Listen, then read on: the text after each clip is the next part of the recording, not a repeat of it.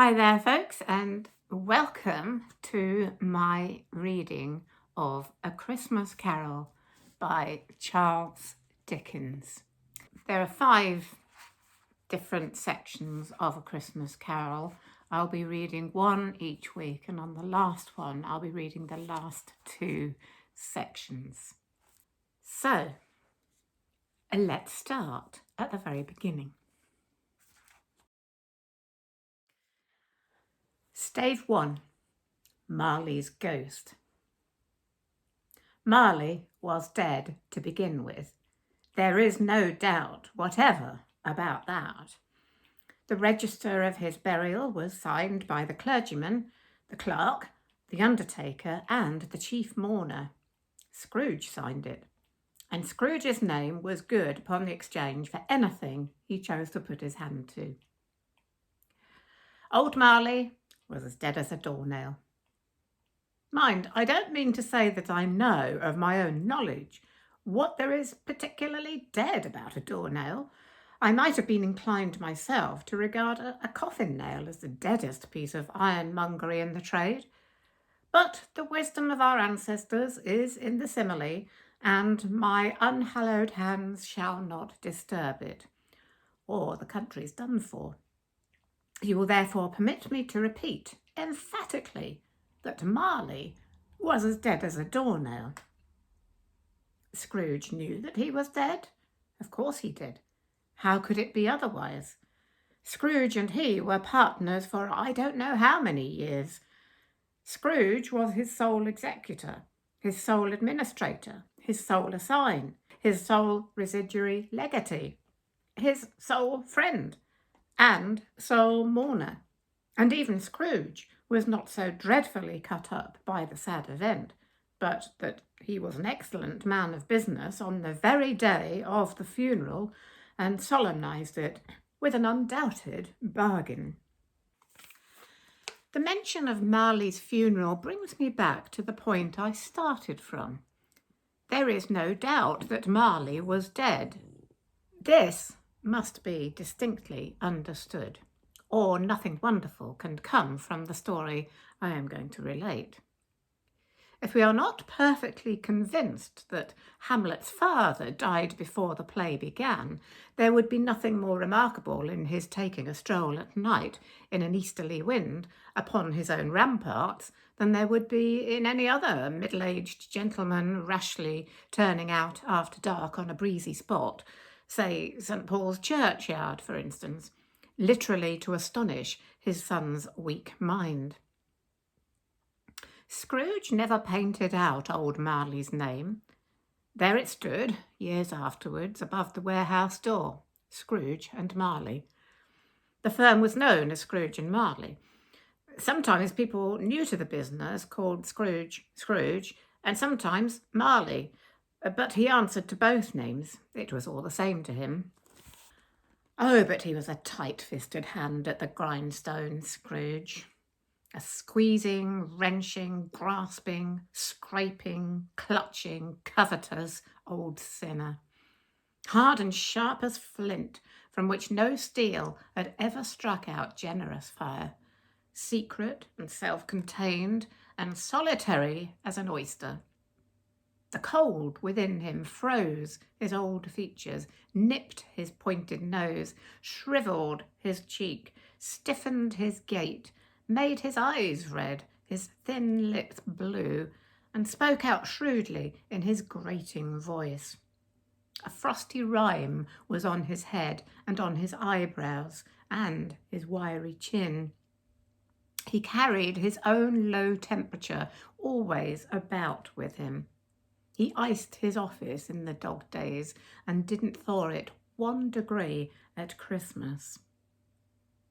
External heat and cold had little influence on Scrooge. No warmth could warm, no wintry weather chill him. No wind that blew was bitterer than he, no falling snow was more intent upon its purpose, no pelting rain less open to entreaty. Foul weather didn't know where to have him.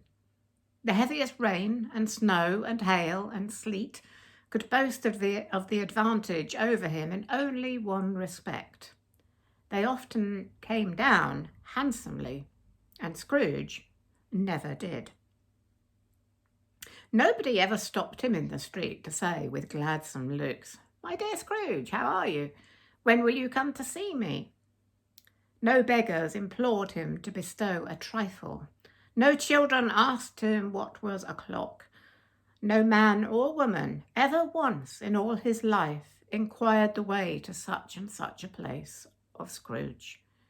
Even the blind men's dogs appeared to know him, and when they saw him coming on, would tug their owners into doorways and up courts, and then would wag their tails as though they said, "No eye at all is better than an evil eye, dark master." But what did Scrooge care? It was the very thing he liked. To edge his way along the crowded paths of life, warning all human sympathy to keep its distance, was what the knowing ones called nuts to Scrooge. Once upon a time, of all the good days in the year, on Christmas Eve, old Scrooge sat busy in his counting house. It was cold, bleak, biting weather, foggy withal, and he could hear the people in the court outside go wheezing up and down, beating their hands upon their breasts and stamping their feet upon the pavement stones to warm them.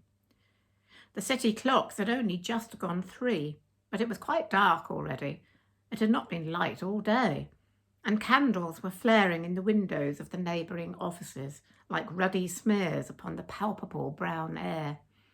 The fog came pouring in at every chink and keyhole, and was so dense without that, although the court was of the narrowest, the houses opposite were mere phantoms.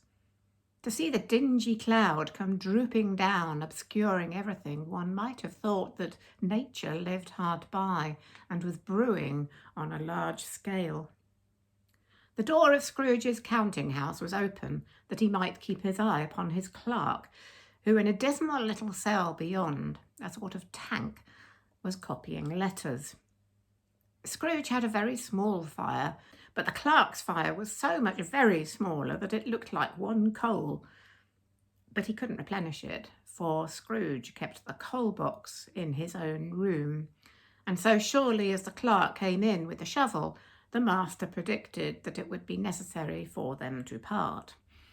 Wherefore the clerk put on his white comforter and tried to warm himself at the candle, in which effort, not being a man of strong imagination, he failed. "A Merry Christmas, Uncle, God save you," cried a cheerful voice. It was the voice of Scrooge's nephew, who came upon him so quickly that this was the first intimation he had of his approach.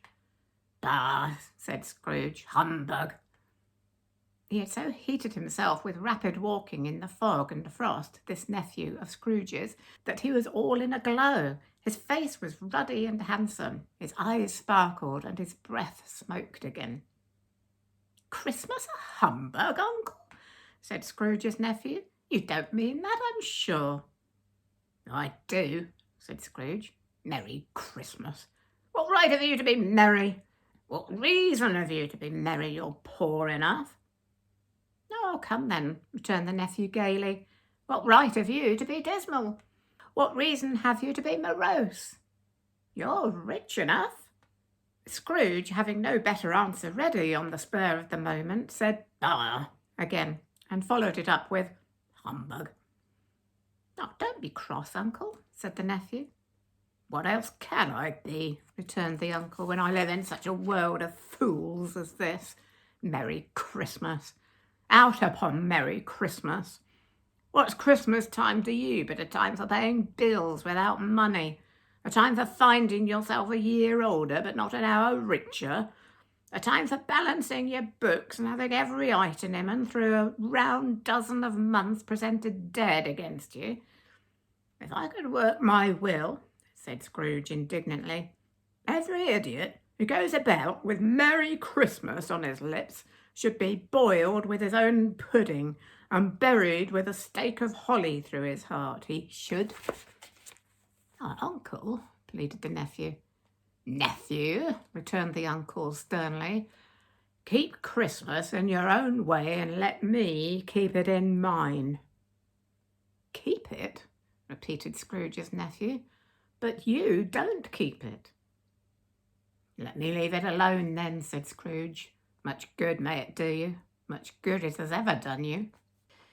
"There are many things from which I might have derived good, by which I have not profited, I dare say," returned the nephew. "Christmas among the rest. But I am sure I have always thought of Christmas time when it has come round, apart from the veneration due to its sacred name and origin, if anything belonging to it can be apart from that, as a good time, a kind, forgiving, charitable, pleasant time. The only time I know of in the long calendar of the year when men and women seem by one consent to open their shut-up hearts freely and to think of people below them as if they really were fellow passengers to the grave and not another race of creatures bound on other journeys. And therefore, uncle, though it has never put a scrap of gold or silver in my pocket, I believe that it has done me good and will do me good, and I say, God bless it." The clerk in the tank involuntarily applauded. Becoming immediately sensible of the impropriety, he poked the fire and extinguished the last frail spark for ever. "Let me hear another sound from you," said Scrooge, "and you'll keep your Christmas by losing your situation. You're quite a powerful speaker, sir," he added, turning to his nephew. "I wonder you don't go there into Parliament." "Oh, don't be angry, uncle. Come, dine with us tomorrow." Scrooge said that he would see him. Yes, indeed he did. He went the whole length of the expression and said that he would see him in that extremity first. "But why?" cried Scrooge's nephew. "Why?" "Why did you get married?" said Scrooge. "Because I fell in love." "Because you fell in love," growled Scrooge, as if that were the only one thing in the world more ridiculous than a Merry Christmas. "Good afternoon." "Nay, uncle, but you never came to see me before that happened. Why give it as a reason for not coming now?" "Good afternoon," said Scrooge. "I want nothing from you. I ask nothing of you. Why cannot we be friends?" "Good afternoon," said Scrooge. "I am sorry with all my heart to find you so resolute.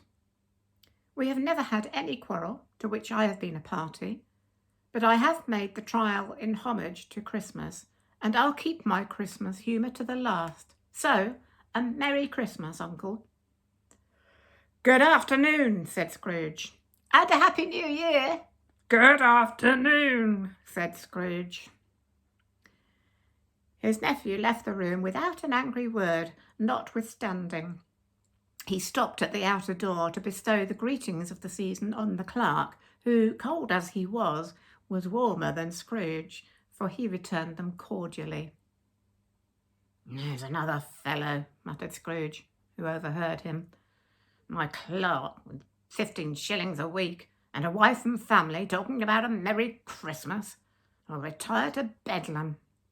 This lunatic, in letting Scrooge's nephew out, had let 2 other people in. They were portly gentlemen, pleasant to behold, and now stood with their hats off in Scrooge's office. They had books and papers in their hands and bowed to him. "Scrooge and Marley's, I believe," said one of the gentlemen, referring to his list. "Have I the pleasure of addressing Mr. Scrooge or Mr. Marley?" "Mr. Marley has been dead these 7 years," Scrooge replied. "He died 7 years ago, this very night." "Oh, we have no doubt his liberality is well represented by his surviving partner," said the gentleman, presenting his credentials. It certainly was, for they had been 2 kindred spirits. At the ominous word liberality, Scrooge frowned and shook his head and handed the credentials back.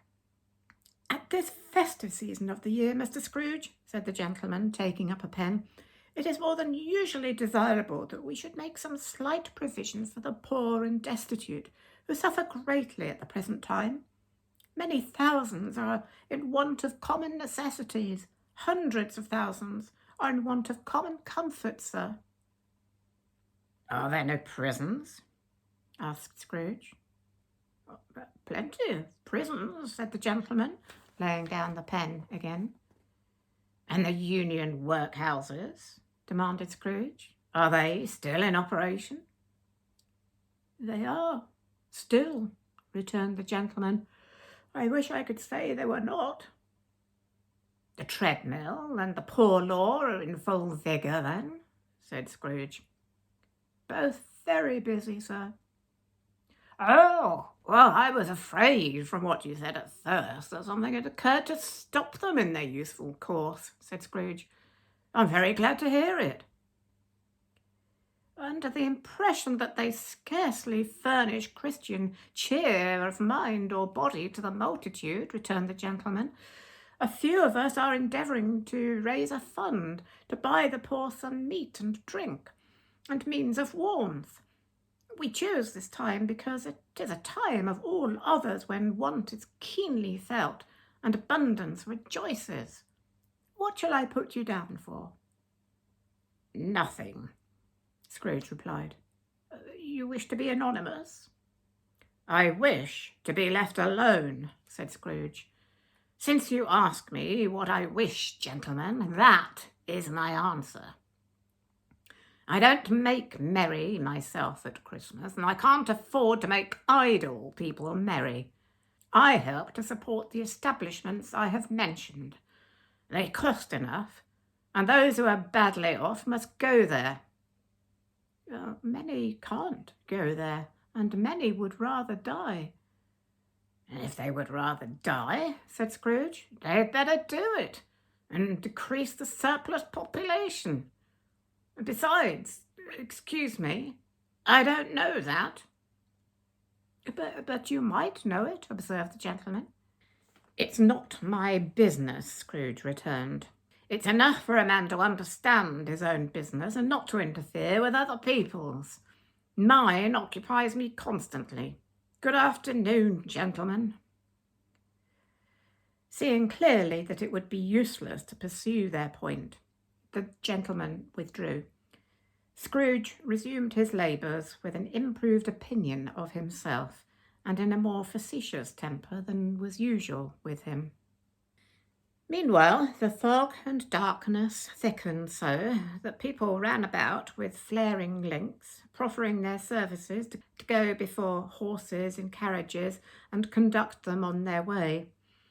The ancient tower of a church, whose gruff old bell was always peeping slyly down at Scrooge out of a Gothic window in the wall, became invisible and struck the hours and quarters in the clouds with tremulous vibrations afterwards, as if its teeth were chattering in its frozen head up there. The cold became intense.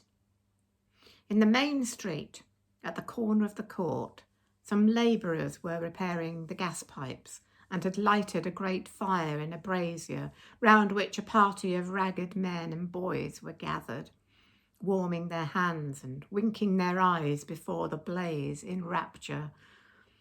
The water plug being left in solitude, its overflowing sullenly congealed and turned to misanthropic ice. The brightness of the shops where holly sprigs and berries crackled in the lamp heat of the windows made pale faces ruddy as they passed. Poulterers' and grocers' trades became a splendid joke, a glorious pageant with which it was next to impossible to believe that such dull principles as bargain and sale had anything to do.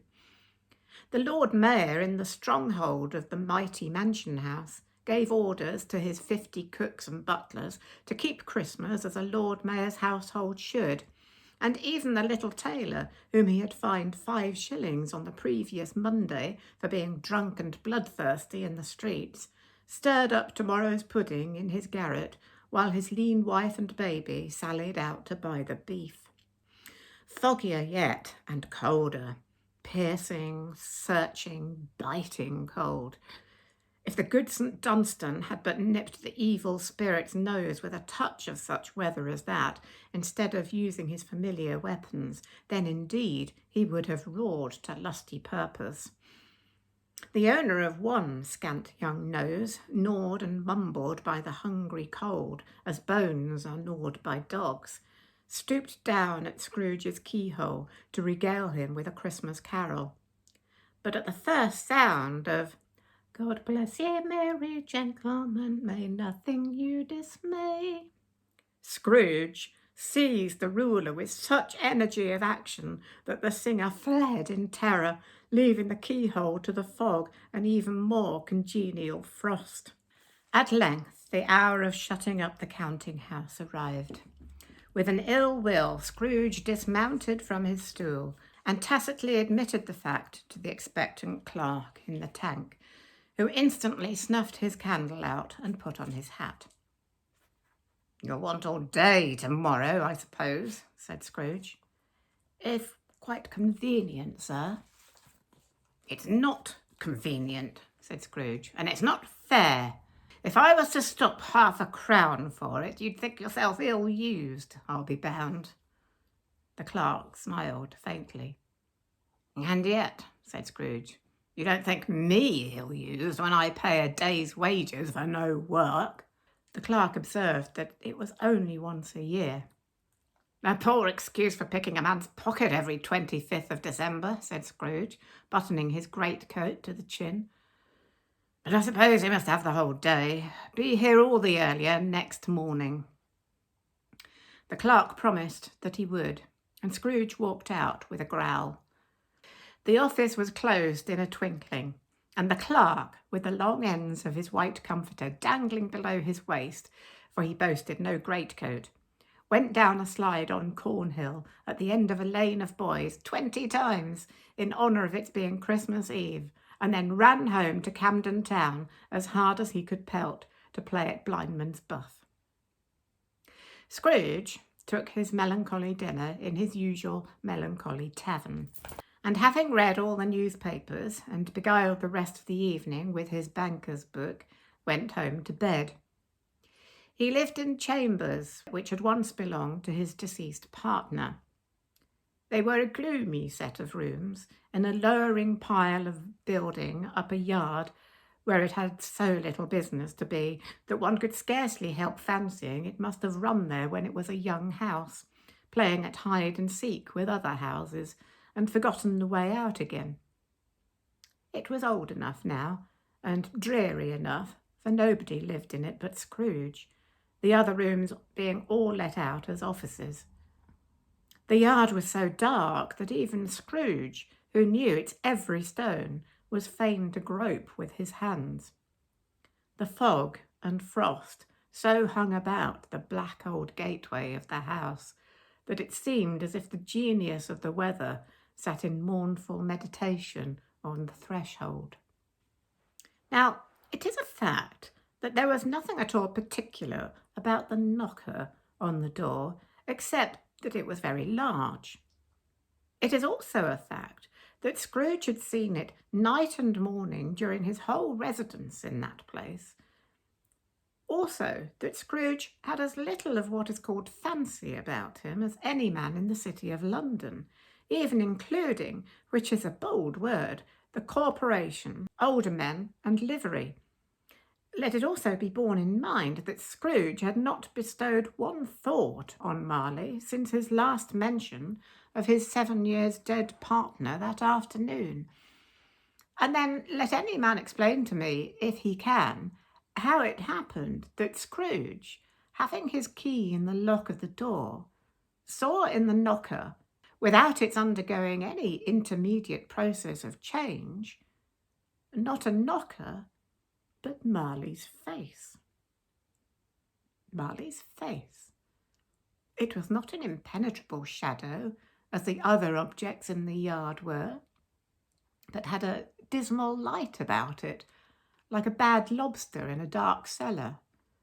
It was not angry or ferocious, but looked at Scrooge as Marley used to look, with ghostly spectacles turned up on its ghostly forehead. The hair was curiously stirred, as if by breath or hot air, and though the eyes were wide open, they were perfectly motionless. That, and its livid colour, made it horrible. But its horror seemed to be in spite of the face and beyond its control, rather than a part of its own expression.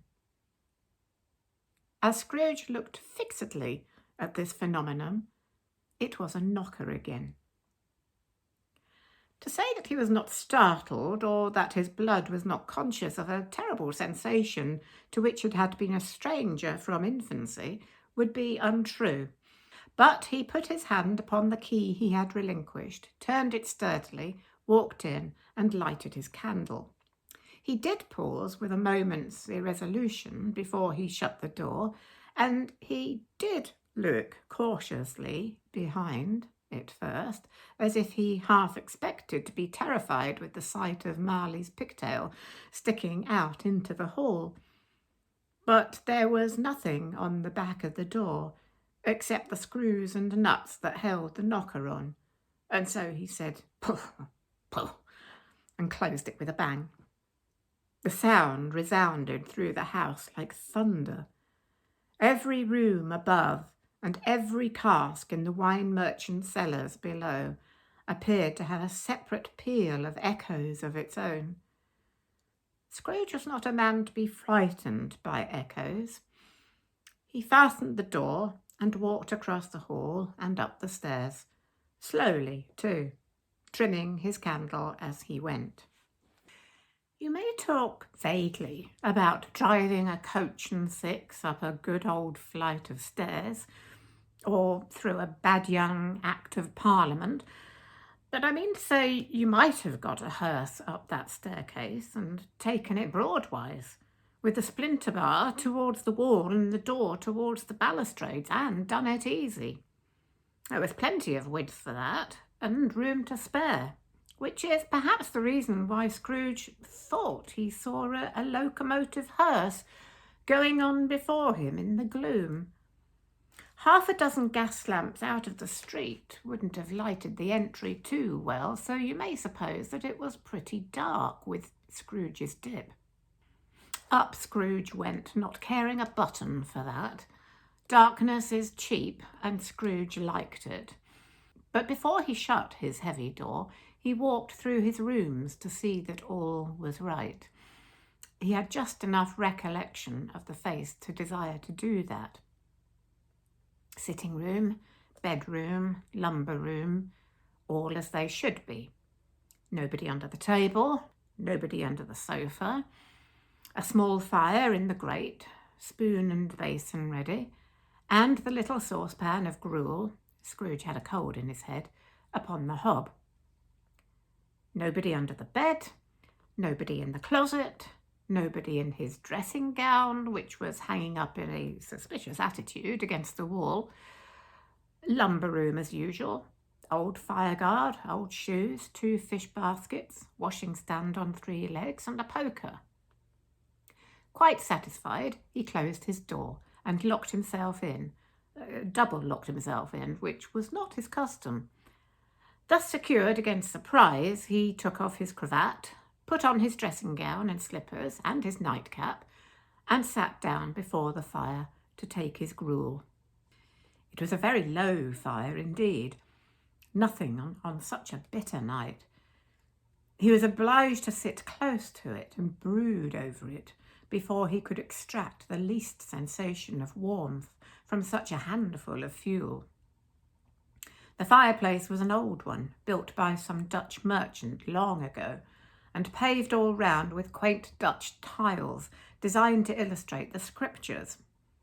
There were Cains and Abels, Pharaoh's daughters, queens of Sheba, angelic messengers descending through the air on clouds like feather beds, Abrahams, Belshazzars, apostles putting off to sea in butter boats, hundreds of figures to attract his thoughts. And yet that face of Marley, 7 years dead, came like the ancient prophet's rod and swallowed up the whole. If each smooth tile had been a blank at first, with power to shape some pictures on its surface from the disjointed fragments of his thoughts, there would have been a copy of old Marley's head on every one. "Humbug," said Scrooge, and walked across the room. After several turns, he sat down again. As he threw his head back in the chair, his glance happened to rest upon a bell, a disused bell that hung in the room, and communicated for some purpose now forgotten with a chamber in the highest story of the building. It was with great astonishment, and with a strange, inexplicable dread, that as he looked, he saw this bell begin to swing.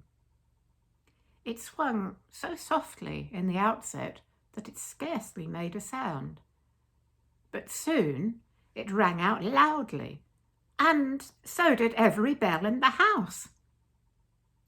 This might have lasted half a minute or a minute, but it seemed an hour.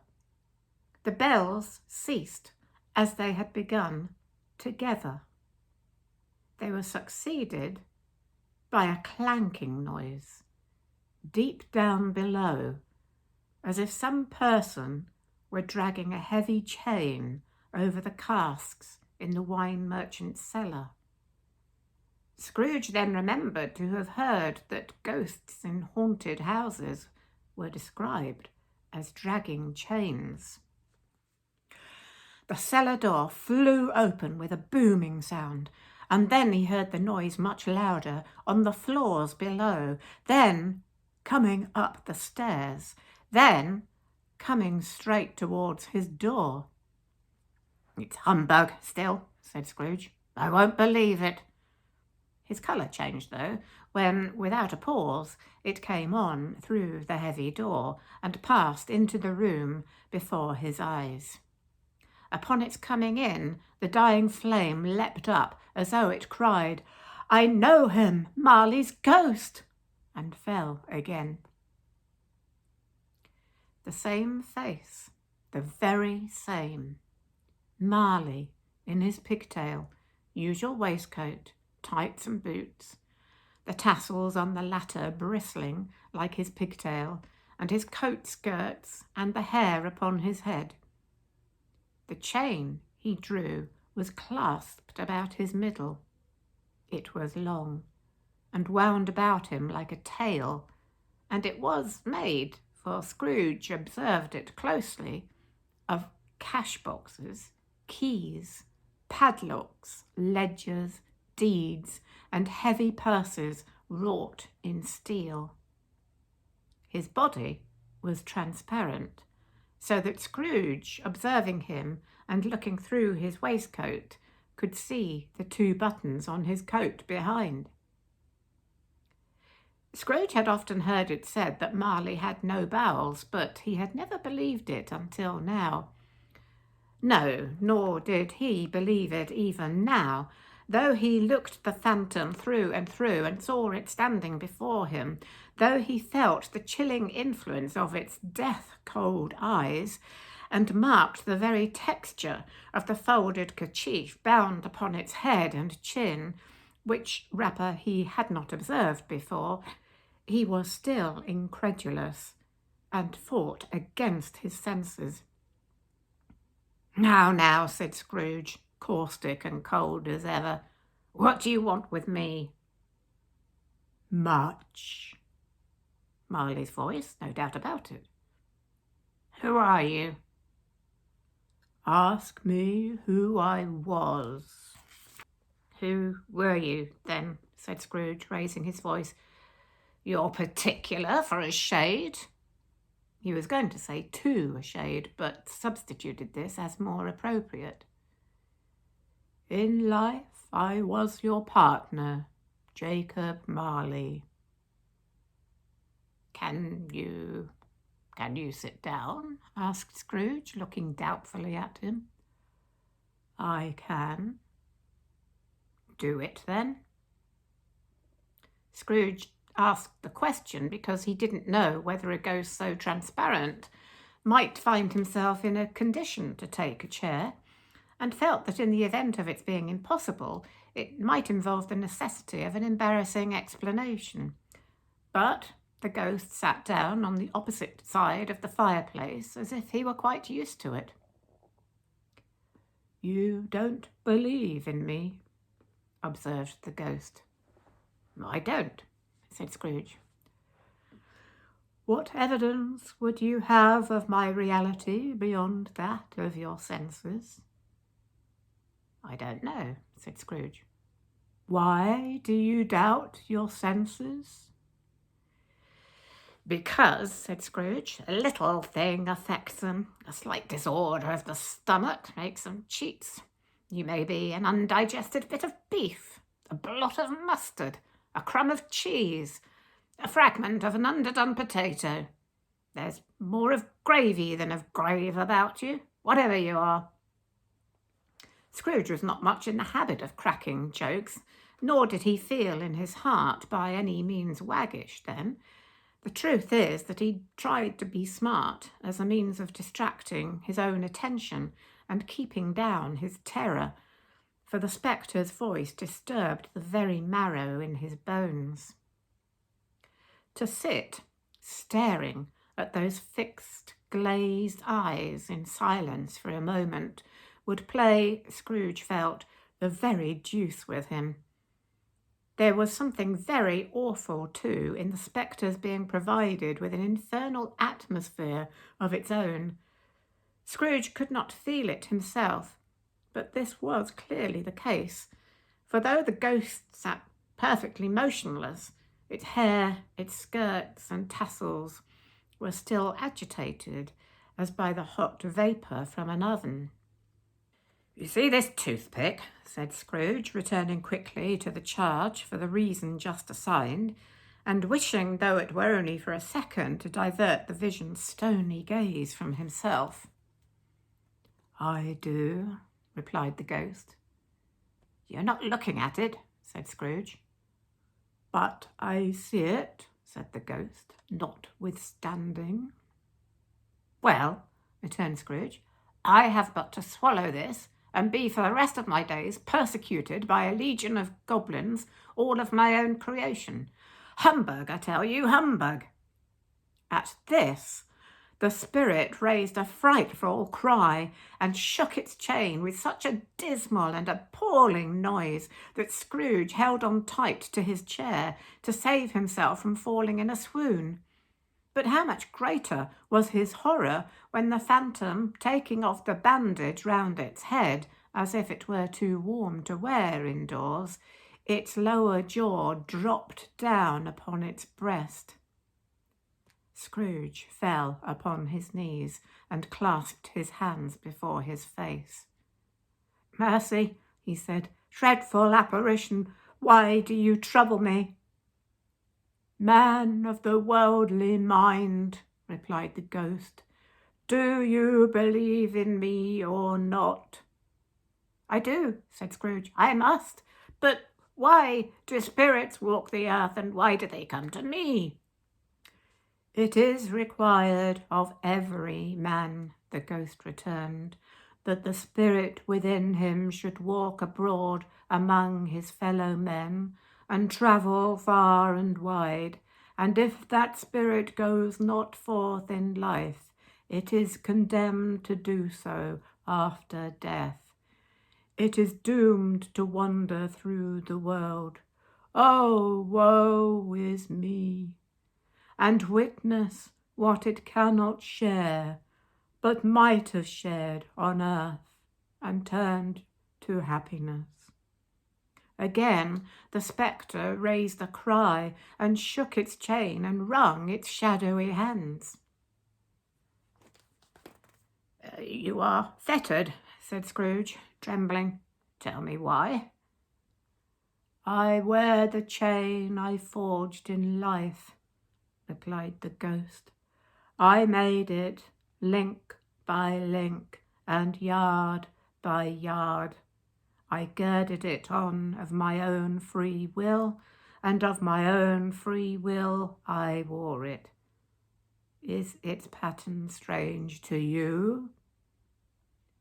Scrooge trembled more and more. "Or would you know," pursued the ghost, "the weight and length of the strong coil you bear yourself? It was full as heavy and as long as this 7 Christmas Eves ago. You have laboured on it since. It is a ponderous chain." Scrooge glanced about him on the floor in the expectation of finding himself surrounded by some 50 or 60 fathoms of iron cable, but he could see nothing. "Jacob," he said imploringly. "Old Jacob Marley, tell me more. Speak comfort to me, Jacob." "I have none to give," the ghost replied. "It comes from other regions, Ebenezer Scrooge, and is conveyed by other ministers to other kinds of men. Nor can I tell you what I would. A very little more is all permitted to me. I cannot rest, I cannot stay, I cannot linger anywhere. My spirit never walked beyond our counting-house. Mark me! In life, my spirit never roved beyond the narrow limits of our money-changing hole, and weary journeys lie before me." It was a habit with Scrooge, whenever he became thoughtful, to put his hands in his breeches pockets.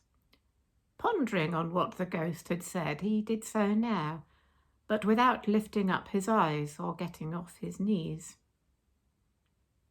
"You must have been very slow about it, Jacob," Scrooge observed in a business-like manner, though with humility and deference. "Slow," the ghost repeated. 7 years dead," mused Scrooge, "and travelling all the time?" "The whole time," said the ghost. "No rest, no peace, incessant torture of remorse." "You travel fast?" said Scrooge. "On the wings of the wind," replied the ghost. "You might have got over a great quantity of ground in 7 years," said Scrooge. The ghost, on hearing this, set up another cry and clanked its chain so hideously in the dead silence of the night that the ward would have been justified in indicting it for a nuisance. "Oh, captive bound and double-ironed," cried the phantom, "not to know that ages of incessant labour by immortal creatures for this earth must pass into eternity before the good of which it is susceptible is all developed. Not to know that any Christian spirit working kindly in its little sphere, whatever it may be, will find its mortal life too short for its vast means of usefulness. Not to know that no space of regret can make amends for one life's opportunity misused. Yet such was I. Oh, such was I." "But you were always a good man of business, Jacob," faltered Scrooge, who now began to apply this to himself. "Business!" cried the ghost, wringing its hands again. "Mankind was my business. The common welfare was my business. Charity, mercy, forbearance, and benevolence were all my business. The dealings of my trade were but a drop of water in the comprehensive ocean of my business." It held up its chain at arm's length, as if that were the cause of all its unavailing grief, and flung it heavily on the ground again. "At this time of the rolling year," the spectre said, "I suffer most. Why did I walk through crowds of fellow beings with my eyes turned down, and never raise them to that blessed star which led the wise men to a poor abode? Were there no poor homes to which its light would have conducted me?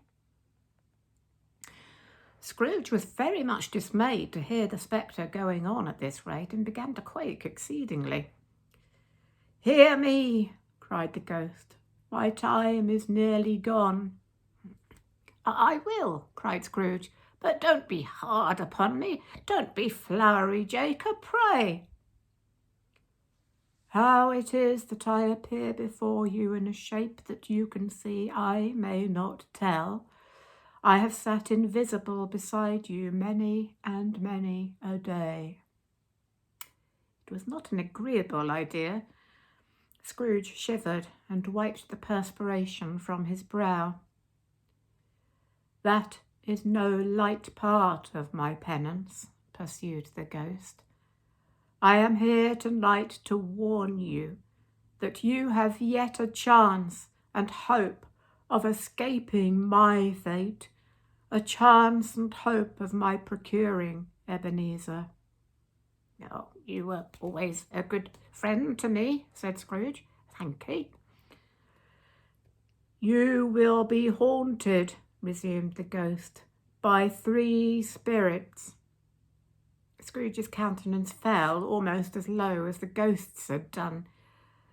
"Is that the chance and hope you mentioned, Jacob?" he demanded in a faltering voice. "It is." I think I'd rather not," said Scrooge. "Without their visits," said the ghost, "you cannot hope to shun the path I tread. Expect the first tomorrow, when the bell tolls 1. "Couldn't I take them all at once and have it over, Jacob?" hinted Scrooge.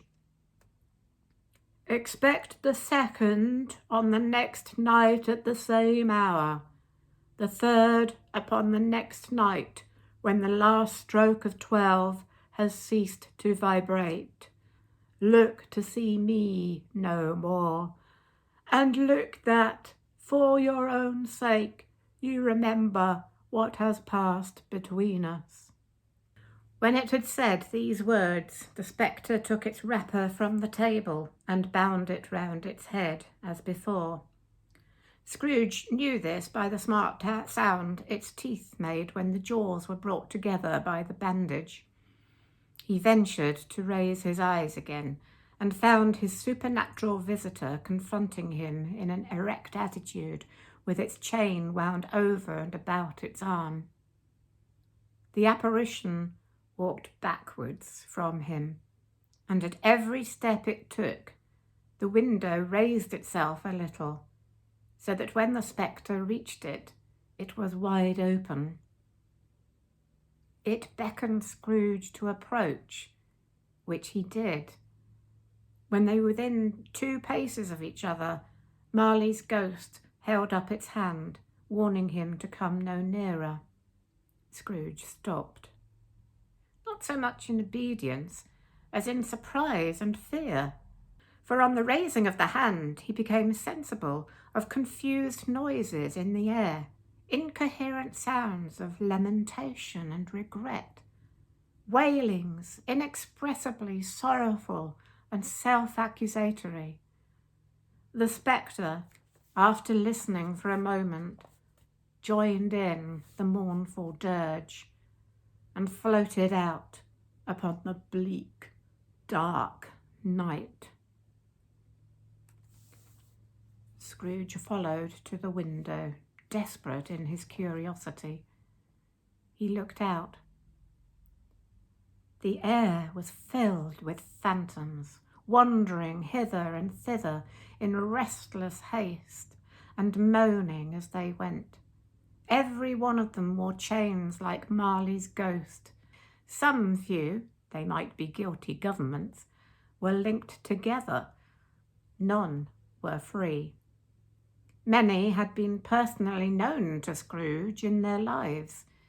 He had been quite familiar with one old ghost in a white waistcoat, with a monstrous iron safe attached to its ankle, who cried piteously at being unable to assist a wretched woman with an infant, whom it saw below upon a doorstep. The misery with them all was clearly that they sought to interfere for good in human matters, and had lost the power forever. Whether these creatures faded into mist, or mist enshrouded them, he could not tell, but they and their spirit voices faded together, and the night became as it had been when he walked home. Scrooge closed the window and examined the door by which the ghost had entered. It was double locked, as he had locked it with his own hands, and the bolts were undisturbed. He tried to say humbug, but stopped at the first syllable, and being from the emotion he had undergone, or the fatigues of the day, or his glimpse of the invisible world, or the dull conversation of the ghost, or the lateness of the hour, much in need of repose, went straight to bed, without undressing, and fell asleep upon the instant.